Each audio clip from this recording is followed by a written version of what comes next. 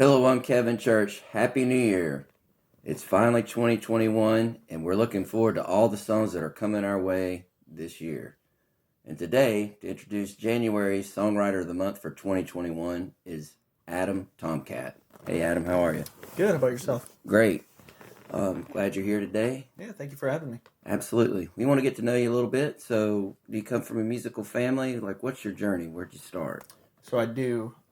Growing up, my dad was in a 90s country band. He was the head man of it in Cleveland, Ohio. Okay.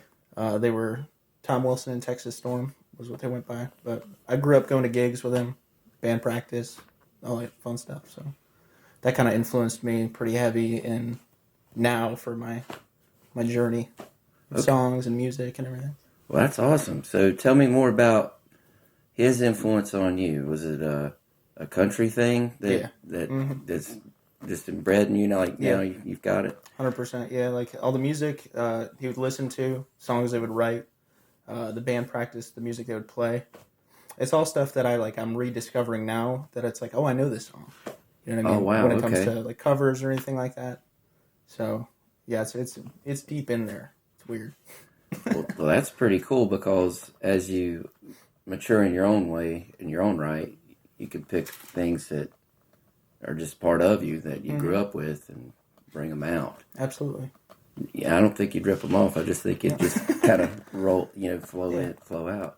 So, did your dad write his own material Yes. too? Yeah. Okay. They did. They wrote a couple. Their biggest one was it was called Cool Spring Water.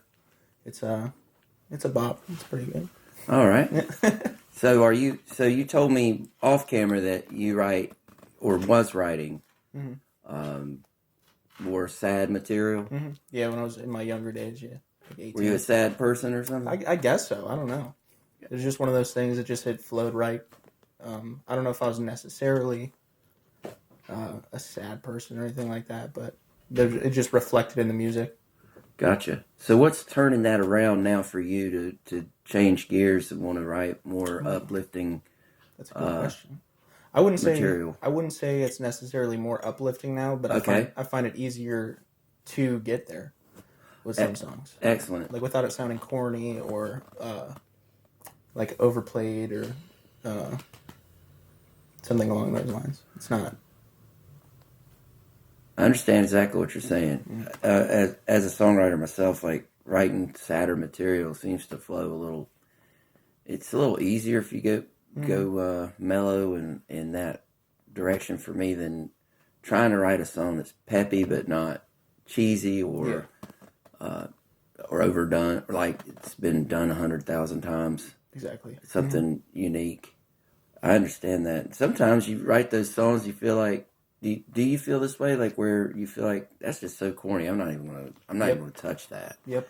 But it's the best song or it's not the best song, but it's the one that everybody asks for. Yeah. Yep. Okay. That's one of those things that I catch myself. Instead of scrapping a song like that, I'll try to see it through.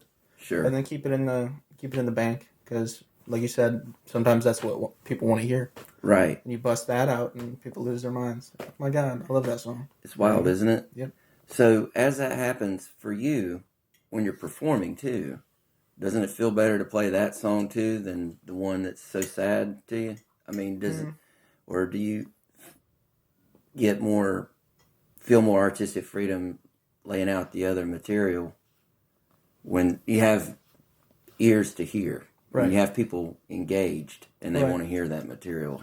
What works for you? Like, what do you feel? For me, it would depend on the crowd, 100%. And if they're so sad songs and everything along those lines, they're super relatable.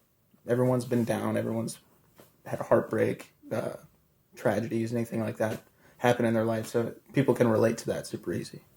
But on the same spectrum, people can also relate to the happy songs, or happy songs kind of take people away from if they are feeling low. Right, You know what I mean? exactly. You don't want to put someone that's already down. Right. But everybody loves a good sad song. Oh, absolutely. I agree with that. Now, when you're playing in these places, I understand what you mean, but because like you'll be entertaining, having fun. Mm-hmm. Then you want to hit them with a song that you wrote, especially if they ask for one. What's Yeah. your favorite song? Well, you're gonna do you answer with a cover, or do you answer with your own material? If I want something super powerful, I would do an original song. And actually, the song I'm going to be playing today. Excellent. I wouldn't say it's necessarily a sad song or a happy song. It's just it can invoke some emotion in people. I've had nothing but positive feedback from it. I love to play it. I've played it 100 times, but I love that song. Gotcha. Well, we've touched more on songwriting today than most interviews. Mm-hmm. So I want to ask you about, when did you start? You started playing guitar at a certain age. How old were you? Yeah, I got my first guitar when I was 12. I got like one of those like Fender Squire like kits with like a little amp and everything. Nice. My dad got it for me for, I think it was either Christmas or a birthday. And he wanted to teach me how to play, and he had all the experience, all the live music, bands, everything like that. He taught me a couple chords, but at that time I wasn't interested in country music. I was like, I'm going to step away, teach myself, Ended up teaching myself how to play some chords, play a couple songs, and I stepped away for a bit and then came back around about 18, 19 years old and got right back into playing, and then I came full circle, and now I play country music. So I wish I had taken that advice and learned then, because I probably would have put myself further ahead. But I understand that, but honestly, the heart is there now where it wasn't. So now you can press on going forward. Absolutely. You'll be fine. You got time. But let me ask you this too. As far as your guitar playing, who was your inspiration? Was it your dad? Was it other country artists? I mean, are you wanting to be a lead player at all? Or you wanting to just be a rhythm player? Definitely rhythm. My dad was my big inspiration on it. He still plays. He still sounds awesome. I still don't understand how he moves his fingers so fast sometimes. Right. I can't. I've tried doing lead stuff. My fingers don't move that fast all the time. So, big rhythm guy. I love just being able to strut the song through with the guitar. Nice. I love it too, man. It's an art in itself. So when you write songs and you have that inspiration from your dad, what other artists do you pull from? Like who are some major artists that maybe we've heard of that are audience out there, MUFIC audience? Big influences? Yeah. Who are some of your influences? Along with, for how I play now and everything, I'd say a big one would be George Strait, Chris Stapleton, and Alan Jackson. Those are three heavy hitters, man. Yeah. Those are three heavy hitters. All different, too, and unique. So that's really cool. Tell us about the song you're going to do for us today. So the song I'm doing today is, it's called The Devil Wears Black. It's a song about, it's kind of introspective in how you view what everyone would say, the devil isn't always red guy with horns, Right. Sometimes it can be a breakup, it could be an ex, it can be anything like that. It's kind of trying to run away from your problems, but they still find you. Or I love the title. So tell me where that came from. That came from a John Party song I heard. He said, the devil wears black and he goes by Jack, like Jack Daniels. Right. That was one of those things where I was like, I like that line. So that kind of inspired it and took it off from there. Awesome, man. Well, we look forward to playing on it with you. I believe Karen Egan's with us today. So you're our first songwriter of the year, so let's knock 'em dead. All right, sounds good. Nice to have you, man. Thank you. Adam Tomcat, everybody.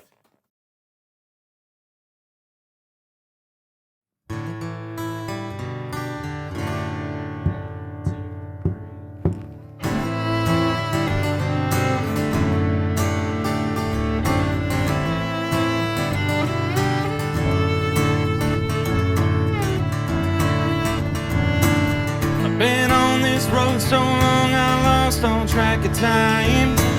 I ain't had a drink of water, I ain't sleeping at night. Yeah, she's been on my tail, there ain't no end in sight. She wants to take my soul. I've been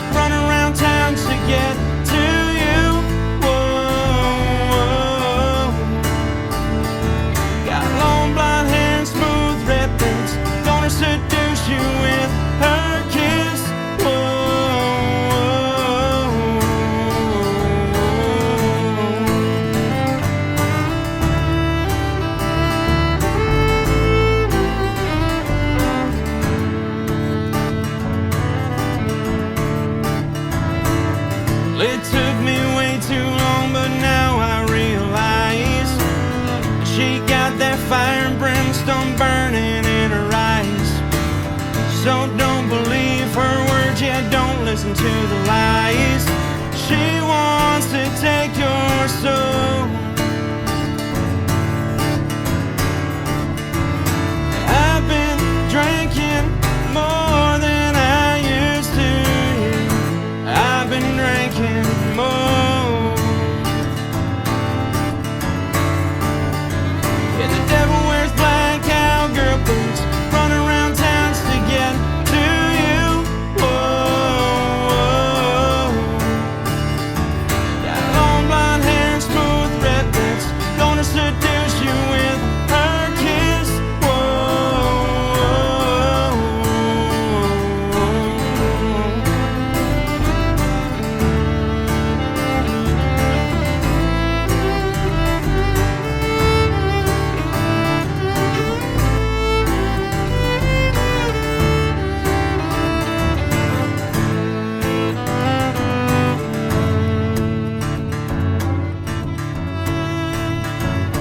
Devil wears black cowgirl boots, run around towns to get to you.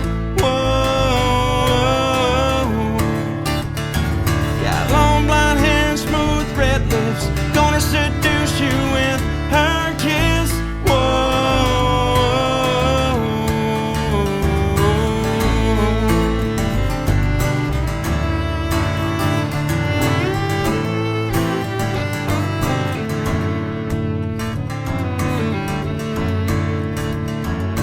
I've been drinking more than I used to. I've been drinking more.